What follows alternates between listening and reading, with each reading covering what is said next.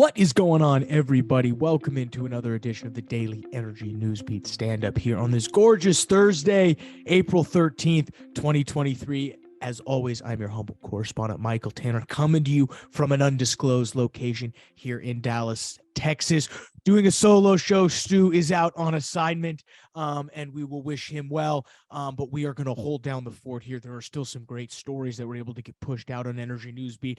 It'll be a little bit of a quicker show, but I wanted to cover briefly a couple different menu items. First up, nuclear power classified as environmentally sustainable in UK's Green Taxonomy in an ode to our fearless leader, Stu, who is out today. Nuclear is now going to be classified as green in UK's new tax code. This is a great article that I want to cover. A few interesting nuggets. Next up, Biden's administration is set to announce electric car directive aiming to increase pressure on the U.S. car market. Basically, they're going to increase the amount of electric vehicles that we're going to have to purchase to a pretty astronomical number. I think it's going to have a lot of long-ranging effects. I will briefly then cover what's going on in the oil and gas markets. We saw oil up to about $83 today, which is absolutely insane right now. Gas plummeting towards that $2 mark on some of the warmest weather. EIA prints a slight build in line with what the API saw. So, and then finally, Diamondback is exploring some non-core asset sales in the West Permian. So we'll dive into what they're looking to sell and maybe what they're hoping to get pitched and give you an idea of what that scenario looks like. Then we'll let you get out of here. But before we do that, guys, again, all of these articles I'm about to cover come from the world's greatest website, energynewsbeat.com, the best place for all of your oil and gas and energy news. Stu does a great job of curating this website and making sure that it's up to speed. We have a great team who helps not only do this podcast, but then also keep this website alive. We appreciate everybody. It's growing faster than ever. We appreciate everybody listening or viewing the website, rather. I think, when we're doing, the numbers are big. It's actually kind of crazy to think about, to be honest. On the website, Stu sends me these firewall numbers. We're like, wow, really, that many hits per day? But nonetheless, we fight on. Dashboard.energynewsbeat.com, the best place for all of your data and news combined. Get it while you still can. You never know where that dashboard might go. But I'm out of breath. But unfortunately, I have to start us out, so I have to take a deep breath and dive into it. First one I want to talk about, let's go to this UK nuclear one. So the title of the article is UK nuclear power classified now as environmentally sustainable in new Green Taxonomy Code.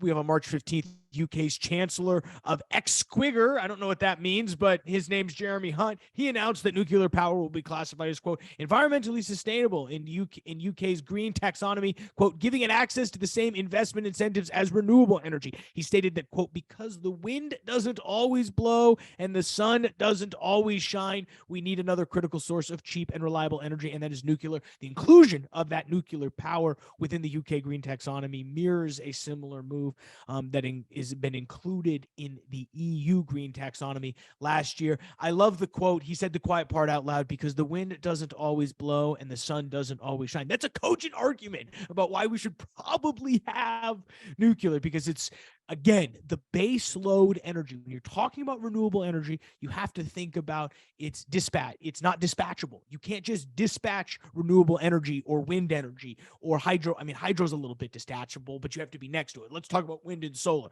That, again, when the sun doesn't shine, when the wind doesn't blow, you don't have energy. So you have to figure out a way to store it. So if you're really going to if you want to talk about investments into wind and solar, that technology is fairly solid. Invest into batteries so that those batteries can then become the dispatchable power that we do. Because right now, clearly, coal and natural gas are you can turn a coal factory on. You can start burning more natural gas. It's very easy to increase the baseload energy there. Hard with renewable energy.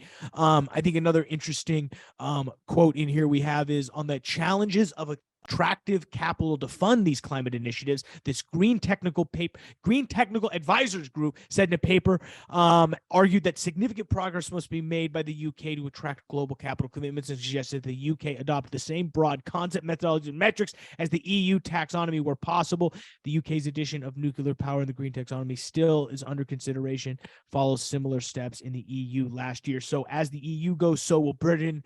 It's great to see the EU come around on this too, because I think Stu is, he'd be pounding his, I know he would love this article. It's why I wanted to cover it, because this can really help become the bridge to a much actually clean, sustainable future. And that's coming from an energy guy. Next up, Biden's administration electric car directive puts increased pressure on U.S. car market. To give you guys an idea, numerous reports indicate that the United States Environmental Protection Agency, also known as the EPA, is preparing to issue new federal emission standards for light-duty vehicles that would force a number of electric vehicles, the number of electric vehicles sold to be increased absolutely dramatically. To give you guys an idea, if these new rules were approved, these are just reported, but in just 9 years from now, which is 2032, we would need between 64 and 67% of all new car sales would need to be electric. Give you guys an idea, in 2022, we had about 6% of new car sales in the United States that were electric. So, what do they say in it's Miracle when Herb Brooks gets the job, and he's sitting in that meeting with all the executives at USA Hockey, and they say, "Well, what do you want to do?" And he says, "Well, we want to go beat the Russians or the Soviets." And they say, "Well, a lofty goal, Herb." That's what went through my mind right now. Well, it's a lofty goal, Herb. We think we're going to get up to 64% new car sales being electric. I absolutely doubt that.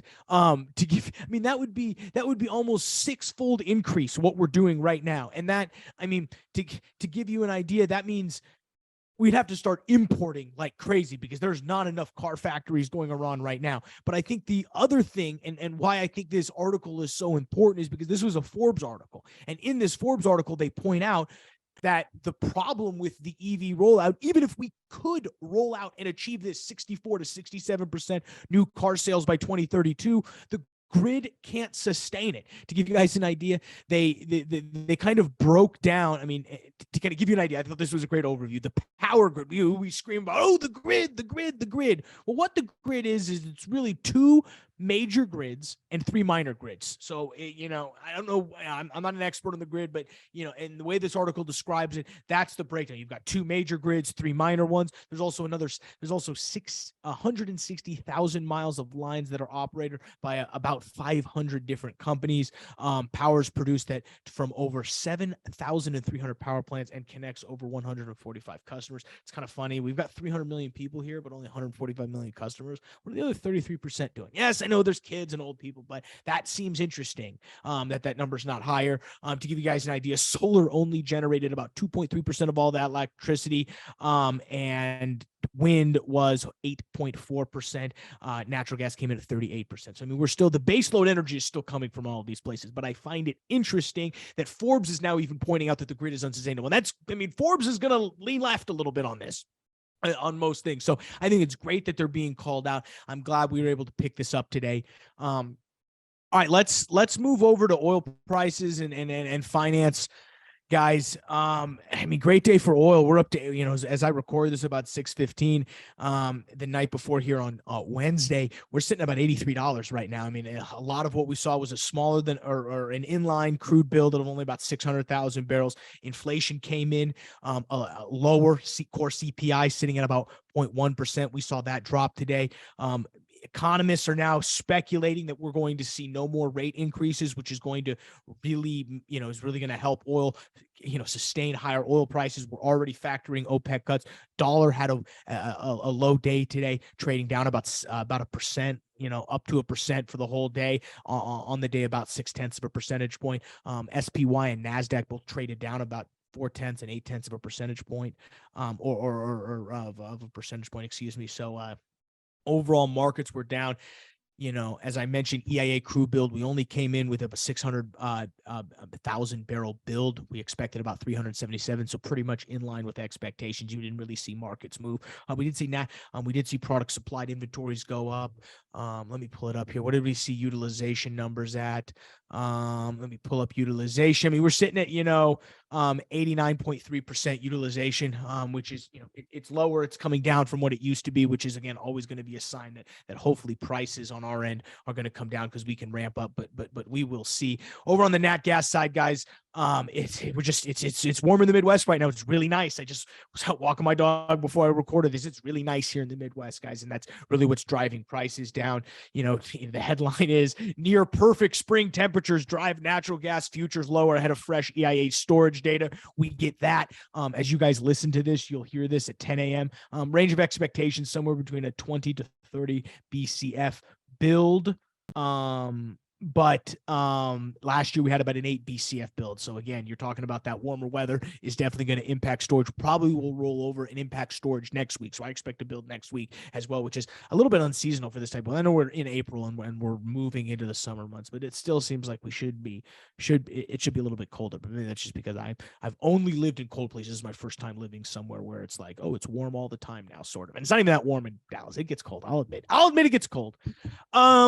I think before we let you go, I want to quickly cover Diamondback. Headline: they're exploring sale of non-core West Permian assets. Diamondback Energy is looking to sell non-core assets in the Western Permian Basin as they look to cash in on the increasingly active deal market in U.S. shale. The company is working with a financial advisor to seek a buyer for the assets around Pecos County.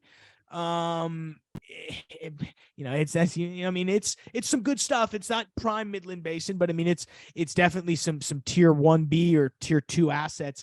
It's not really clear what they're going to fetch. This article says that it's attempting to raise, its sale of non-core assets to $1 billion from $500 million. Apparently that's what they would like to sell all of their non-core assets for. How this piece fits into that, it's not going to be $1 billion.